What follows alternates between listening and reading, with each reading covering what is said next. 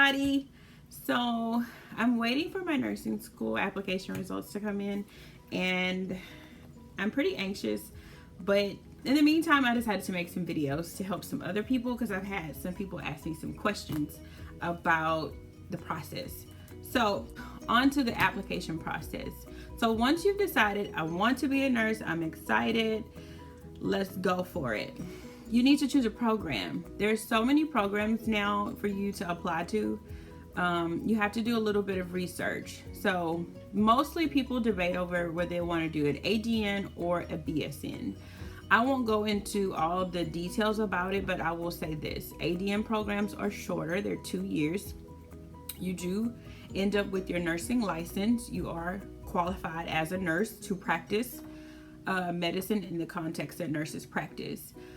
But for some of you that want to go to a 4-year university, you want to delve into getting a full college experience, their BSN is another route that you could take. It's 4 years. You come out again licensed as a nurse, provided you're successful. You get all the training that's required, and you don't have to like go back. And what I mean by that is like ADNs, if they want a higher role, they have to go back to get their bachelor's. So choose your program. I chose ADN because I already have a bachelor's and a master's, and I don't need to do that. So moving right along. The next thing you need to do is choose schools to apply to. So rule of thumb is to choose at least 3 schools to apply to. Your best thing you need to do is go onto the school's website, find out their requirements, find out the prerequisites for their program, find out their application deadlines. Do they charge application fees? What are other things that you need to get taken care of before you can apply? Choose at least those 3 schools, get what you need to get taken care of, and then submit your application. Speaking of things you need to get taken care of, they're called prerequisites. So what that means is there are certain courses that you need to complete before you can apply. These are usually A&P, so which is Anatomy and Physiology 1 and 2. Some schools require you to have English, General Psychology. Some schools want you to already have microbiology, some don't, but some will like give you extra points when you apply if you already do.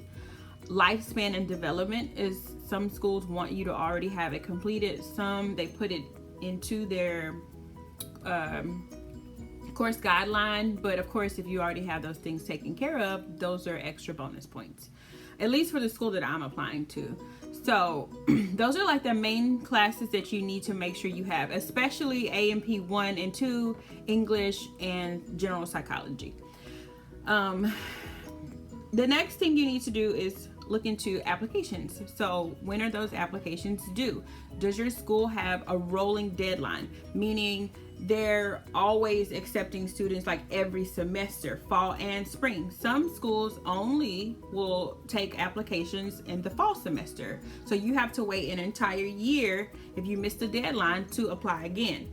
Other schools, they take enrollment fall and spring semester. So they usually have 2 application deadlines. One is for the fall, one is for the spring. And usually you apply for example, if you're applying for the fall semester, the application will be due that spring semester prior to that.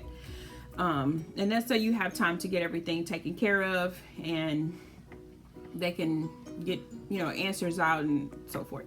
Okay, so the next thing you need to look into is testing. So I don't think there's a school that don't require you to test. I could be wrong.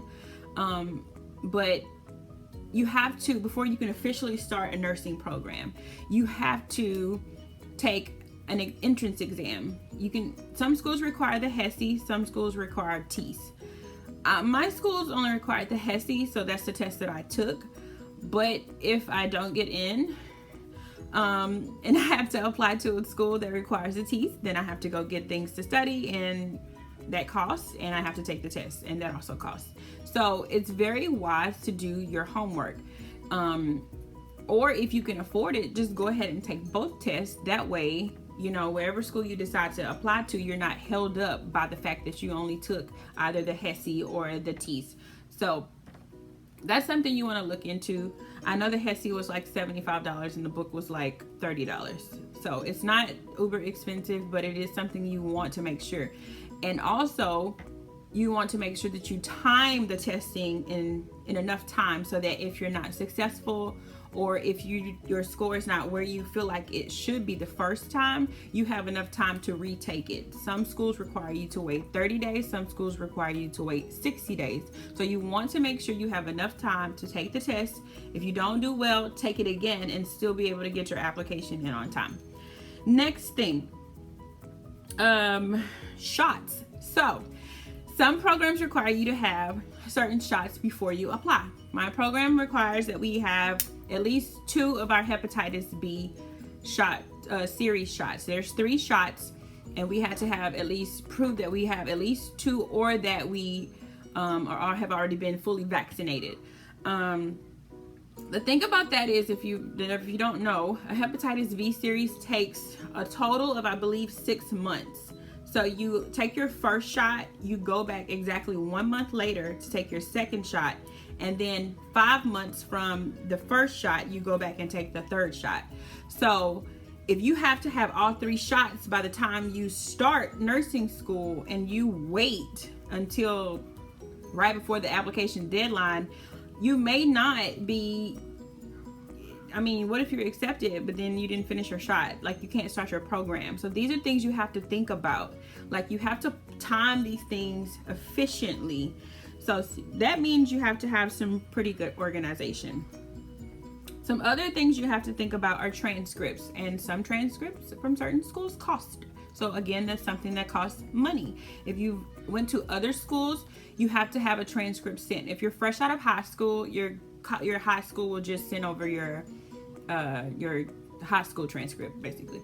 But if you went to other colleges before, you have to have those transcripts sent. And if you're in a situation like mine, where I owed a balance on my last school, you have to pay that off before they'll send a transcript.